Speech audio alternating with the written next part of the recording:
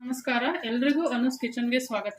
ಇವತ್ತು ನಾನು ಪೇಪರ್ ಅವಲಕ್ಕಿಯಿಂದ ಗರಿಗರಿಯಾಗಿರ್ತಕ್ಕಂಥ ಚೂಡ ಮಾಡೋದು ಯಾವ ರೀತಿ ಅಂತ ತೋರಿಸ್ಕೊಡ್ತೀನಿ. ಮೊದಲಿಗೆ ಪೇಪರ್ ಅವಲಕ್ಕಿಯನ್ನ ಕ್ಲೀನ್ ಮಾಡ್ಕೋಬೇಕು ಜರಡಿನಲ್ಲಿ. ಸ್ವಲ್ಪ ಸ್ಮೂತ್ ಆಗಿ ಅನ್ನಿ, ಇಲ್ಲಾಂದ್ರೆ ಅದು ತೆಳು ಇರೋದ್ರಿಂದ ಪುಡಿ ಪುಡಿ ಆಗೋಗ್ಬಿಡುತ್ತೆ.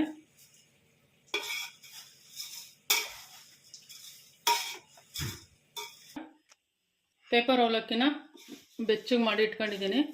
ಈಗ ಇದಕ್ಕೆ ಬೇರೆ ಪಾತ್ರೆಯಲ್ಲಿ ನಾನು ಒಗ್ಗರಣೆಗೆ ಹಾಕ್ತೀನಿ 1 by 1. ಇದಾದ್ಮೇಲೆ ಇದರಲ್ಲಿ ಹುರಿದಂಥದ್ದನ್ನೆಲ್ಲವನ್ನು ಸಹ ಈ ಪಾತ್ರೆಗೆ ಹಾಕಿ ಮಿಕ್ಸ್ ಮಾಡೋಣ.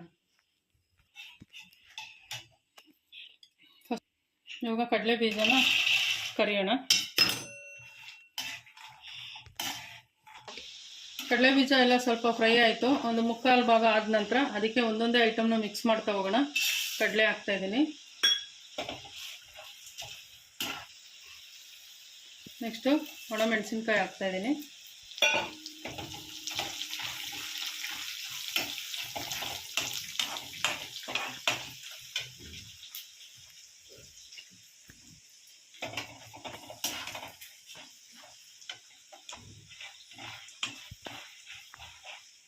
ಕೊಬ್ಬರಿ ಪೀಸ್ ಹಾಕ್ತಾ ಇದ್ದೀನಿ. ಇವಾಗ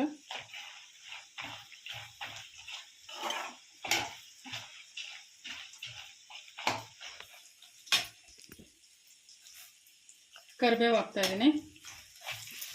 ಕರಿಬೇವು ಸಿಡಿಯುತ್ತೆ, ಅದಕ್ಕೆ 1 ನಿಮಿಷ ಪ್ಲೇಟ್ ಮುಚ್ತೀನಿ. ಹಿಂಗು,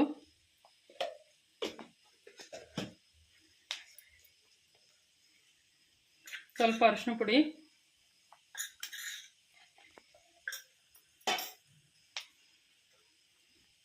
ರುಚಿಗೆ ತಕ್ಕಷ್ಟು ಉಪ್ಪು,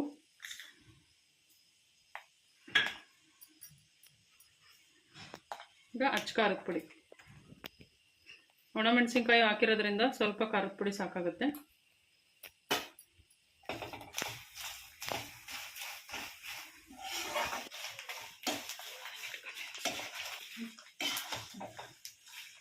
ಈಗ ನೋಡಿ, ಎಲ್ಲ ಫ್ರೈ ಆಯಿತು ನೀಟಾಗಿ, ಸಾಕು, ಸರಿ ಇದೆ. ಈಗ ನಾವೇನು ಇಲ್ಲಿ ಪೇಪರ್ ಅವಲಕ್ಕಿನ ಹುರಿದು ರೆಡಿ ಮಾಡಿ ಇಟ್ಕೊಂಡಿದ್ವೋ ಅದಕ್ಕೆಲ್ಲದನ್ನು ಹಾಕಿ ಮಿಕ್ಸ್ ಮಾಡೋಣ.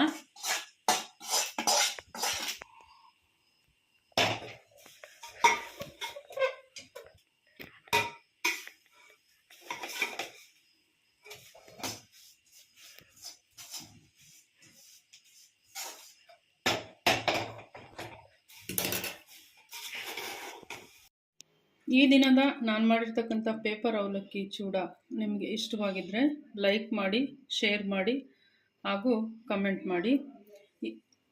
ಈ ದಿನದ ಗಾದೆ ಮಾತು, ಕಷ್ಟಪಟ್ಟರೆ ಫಲ ಉಂಟು. ಕಷ್ಟಪಟ್ಟರೆ ಫಲ ಉಂಟು.